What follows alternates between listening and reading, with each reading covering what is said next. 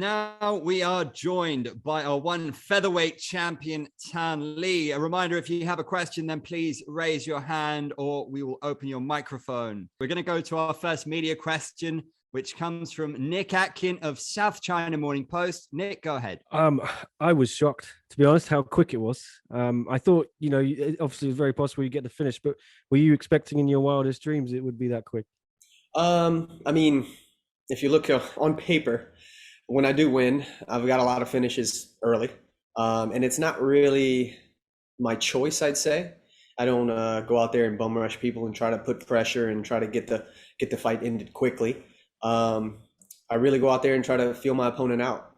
You guys know how I fight. I like to start calculated, precise, and get a feel for my opponent's range, distance, timing. And then, Gary's timing on the feet was nice. It was different than the usual typical high level striking feel. So that was cool to feel from him. And then when he started to get the bite, and obviously he pulled to his footlock position. After that first grip attempt, and I kind of chipped him a little bit, I could feel it change him. And I decided, because after that first off balance, I could have left, but I decided to stay. And I thought, at that moment, that we're going to settle in here and maybe I can get some good clean punches off. I didn't know it was going to knock him out that soon, but I do have death in his hands. So we always joke about having Denmark and don't let me touch you. The two shots you hit him after you knocked him out seemed harder than the one you hit him with. And we also surprised that he attacked the leg instead of maybe going for your back, because he left himself open to that. No, if he would have let go of the foot, I think him and I kind of felt the same thing. And you guys, for the guys that train, they understand too. Like, I was at a point where my knee was captured, but he couldn't really get much torque, and he couldn't get separation from my body and my foot, separating each other. So he was having a hard time getting the right amount of torque on the foot and really transferring that to the knee. So, it's if you can't get that, and if you decide to make a transfer at that point where I'm pretty based, pretty postured, pretty heavy, it's a leap, it's a couple steps to the back from there. And if you take a couple steps when I'm based and ready to make the next transition, you don't reach. You don't reach in striking, or you get knocked out, and you don't reach in grappling. And Gary knows that, and he didn't do it.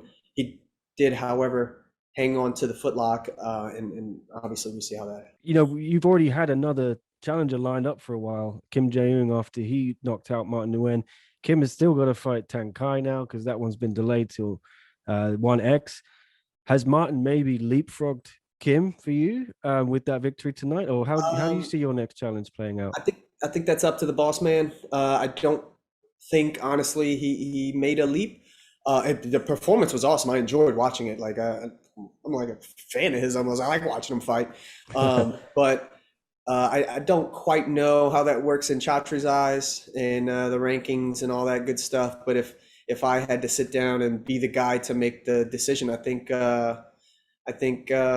Kim has earned his spot, and obviously he took this fight, so we'll see how that plays out. But I don't know if Thanh Khai would jump Martin. Now that if he wins, that adds a little hiccup in there, right? So we got like a little three-way race.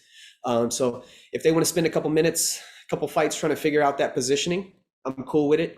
But I want to get a quick turnaround. And whether I got to go up and wait or whether I have to find another opponent, I'm trying to defend this thing.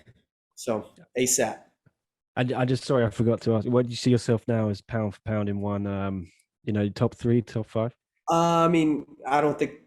For me, this is gonna sound arrogant or whatever, but you've got to be a believer in yourself, or you'll never get one of these things, right? But before I started with the organization, I was number 1. In my head, that's where you got to be if you're going to be a fighter that's going to reach a high level and do crazy things in this sport. So I was number 1. I still am number 1, and I'll always be number 1 until somebody proves me wrong. But as far as on paper goes, man, I don't even know if I've done enough to be in the top 2 or 3. Who knows? I don't know. I don't really pay attention to stuff like that. I'm here for me, my family. I'm here to be the best version of myself. This gives me the biggest challenges to do so. I honestly, I could have brought that fight from the ground to the feet, I think, sooner than the finish, just to get back to the feet and do more striking stuff, because Thanh Le is a striker. But I'm trying to be the best version of me. So at that moment, my grappling felt good against his. His attack didn't feel as threatening as it looked or should have been. So I decided to stay in the pocket and swing some hammers there.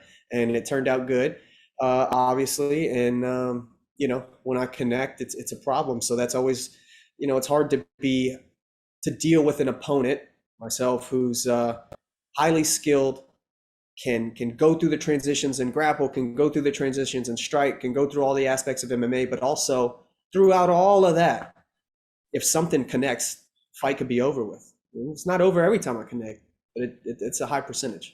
So that's a weird little dangerous mix I got going on, and I think that puts me pretty high on some lists. Tan, I think this was touched upon in your exchange with Mitch, but we do have a text question from Luisa Morales from Philippine Star, who asks, another fight, another finish. Now that you've defended the belt, do you finally feel like a world champion? I felt like a world champion before I was a world champion.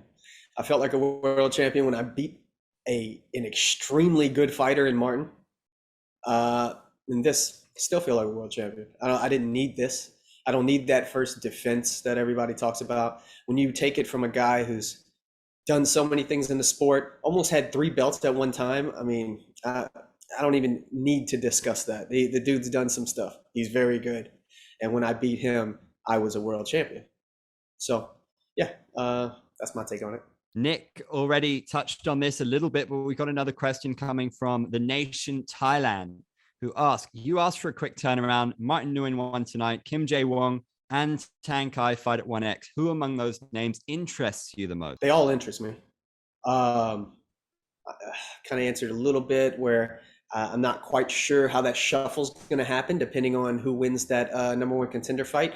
But I think the winner of that fight will have a high chance, especially if it's Kim. Obviously, I think he's the one. If he if he ends up losing, I think him and Martin are, Thanh Kai and Martin have a little shuffling to deal with, and we got to figure that part out. But obviously, I've expressed my willingness to fight Martin again because he was such a good champ and he's held the belt for so long. I thought we were going to do a rematch. That didn't work out, and he took a loss. So I think the winner of this #1 contender match might be the next one in line. We're going to go to our next question, which comes from Dylan Bowker of Sportskeeda. Dylan, go ahead. And I was just curious too, though, because, you know, like with you being a Ryan Hall, BJJ brown belt, like obviously the finish manifested from strikes, but how much of the positional awareness from the jiu-jitsu training kind of lent itself to that finish, you think? That none of those strikes happen without that, like not even close. It all starts with base positioning, understanding the position, understanding the threats, understanding how to move your body in a way that relieves some of the pressure, and then put some of the pressure on him and his lock, and then putting myself in a position and like understanding where to go next in order to land solid punches. Nobody has better ground and pound in this game than Ryan Hall, and y'all haven't got to see it yet. One day you'll see it, I'm sure. But I'm just trying to steal some of his stuff, and I guess you saw some of it. Yeah, absolutely. One of the big talking points heading into this fight from you was the idea of like cross-promotional champ versus champ fights. Like you seem like you very much have a strong level of confidence in general, but is it even further emboldened following that victory you just had?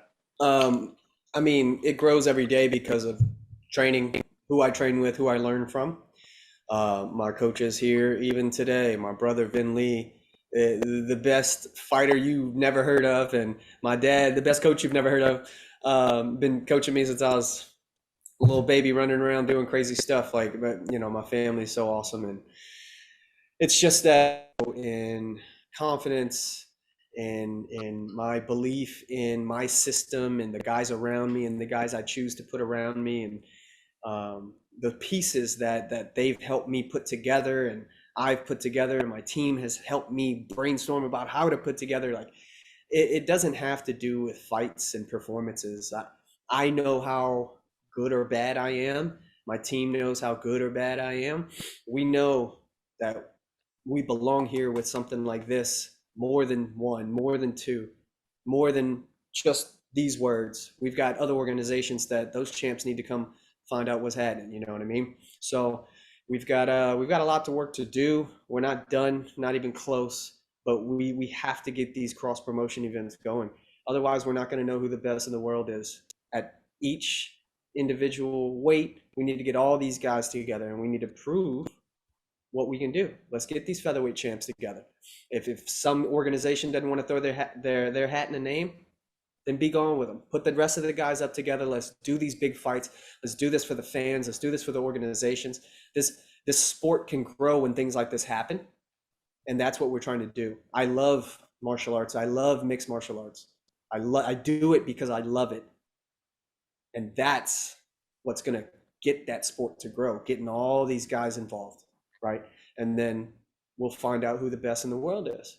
And then if somebody else who didn't want to put their name in before wants to put their name in after, then cool, so be it. We'll take you out too. But we have to move in the right direction. And just lastly for here, I mean, you talked about the involvement of your dad and your brother and everything like that. Like, are you going to be celebrating with them post-fight here? Like, what are the post-fight celebration plans here? A lot of time in the room talking, reviewing video. We've already talked about some of the things that we got to fix. That's number one on the list always. When I won the belt, after defending the belt, the next 20 fights or whatever I do, it's always, how can we get better? Because that's the whole point of doing all of this. How can I perform better? What do we need to do to make that happen? But man, it's just enjoying the moment, enjoying my time with these guys, man. They have to leave tomorrow to go back to do normal life stuff, right? That's why I do this, so they won't have to go back and do stuff like that. My dad's got to go back to work in his construction job and working whatever 14 hours a day or whatever his shifts are from 4 a.m. all the way to night, and then go teach taekwondo classes at night. Like, you know, he don't need to be doing all that. I need to keep winning a bunch of this gold, making a little bit of money so I can take care of these guys, and they don't have to do anything. They can do what they want. I get to do what I want. They need to be able to do what they want. That's why I do this.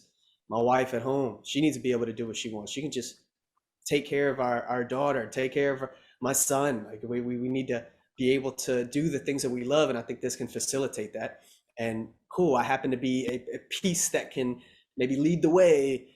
Beautiful. Maybe it's somebody else next time. Maybe this takes me so far and my brother takes the reins and goes the rest of the way.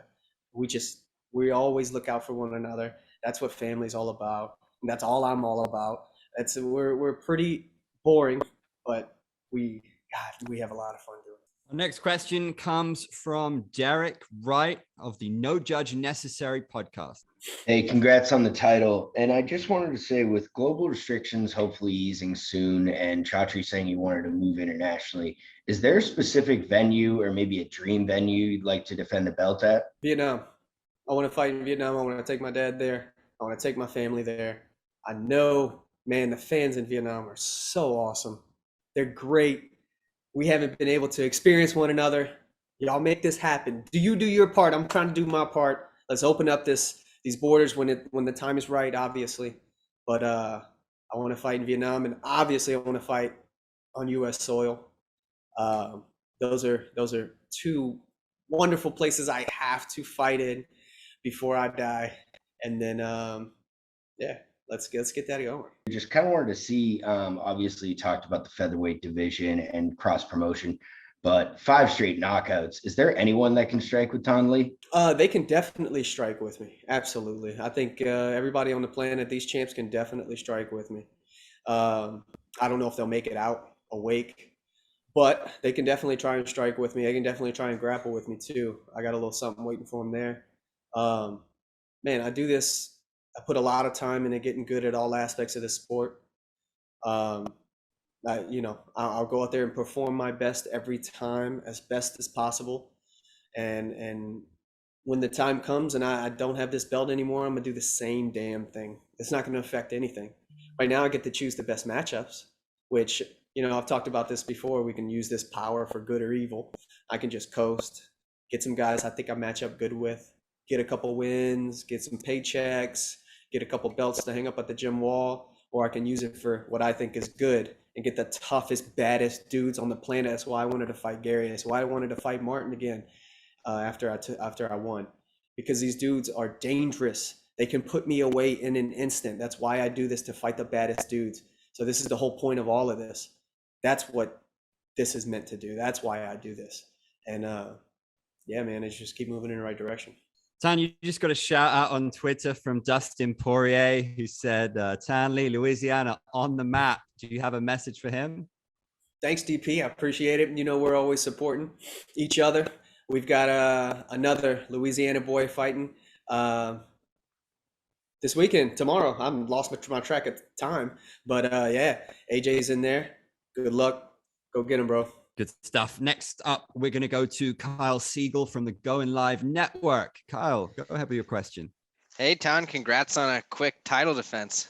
Thank you. Thank you. I appreciate it. Of course, against one of the best, leg lock submission artists in the world. Your defense was just perfect. Was that something, you and Ryan Hall, your camp, you guys just put yourself in bad positions? Yeah, absolutely. Unfortunately, Ryan Hall, Adam Benny, my brother Vin Lee, God, everybody at the gym back home, they put me in these bad positions way too many times than I'd like. I get there a lot, unfortunately, because they're really good at putting me there. But the more time you spend there, the better you get. So it's a lot of contribution from the team. My coach Sean Gayton at Mid City, Jason Broussard with our Friday drilling sessions, my brother Vin Lee, obviously, but also at 50-50, such a well-versed team. I mean, I can't name everybody, I'm sorry, but you've got Ryan Hall, his black belt, Adam Benny, and those guys, main two coach insight pieces, his wife Jen Hall as well, but those guys just put me through these positions, helping me understand the positions, helping me understand what that guy on the other side is trying to do to me. That's I don't know if you've ever heard Ryan Hall speak or teach, but this man, whatever he has in here, he does such a good job of putting it in your brain. He gets you to understand it so well. He's done it. This is a hard wall to crack, but he's done a really good job of getting me to understand more and more every day. So yeah, if you haven't heard him teach, you should go get his DVDs, ryanhallonline.com. He's got sales and stuff going on, but he's going to teach you how to do really good shit. That's why they call him the Wizard, right? Yeah. And then, one just posted an Instagram post with you saying, Christian Oak, let's do it. With this, featherweight #1 contender fight going on, and if you had your choice, is that something you'd want to do? Get your feet wet at lightweight? Yeah, absolutely. That I think the transition to lightweight, I'm not going to take lightly. That's going to take a little bit of time. I'm going to pick up some weight. Obviously, I want to make the weight class fairly evenly, so I can be that size. But yeah, let's do it. I've expressed that from jump, and maybe it sounds a little eager. That's expressed that as soon as I won the belt. I don't give a damn, man. I'm trying to test myself at the highest level. I go up there and get beat, so be it. We go back up there and try it again. I'll go defend this thing. I'm just trying to stay active. I'm trying to prove myself to me and my family at how good we are, what we can handle, how can we perform. That's the whole point of all of this. I say this over and over on every question because I'm talking to you and I'm talking to myself, but this is why we do this. I'm getting the biggest and baddest tests. If I could fight in every weight class, I would. If I can go down and look at Lineker, he did a great job tonight. I'd love to go down there. I don't think my body can make that cut. So I guess that's out the question, but we're looking at options and we're looking at different divisions, obviously, but those guys are such good martial artists. They do, obviously I think have a really, really, really good chance against those guys. And I'd like to test that out because I could be wrong. We'd like to see.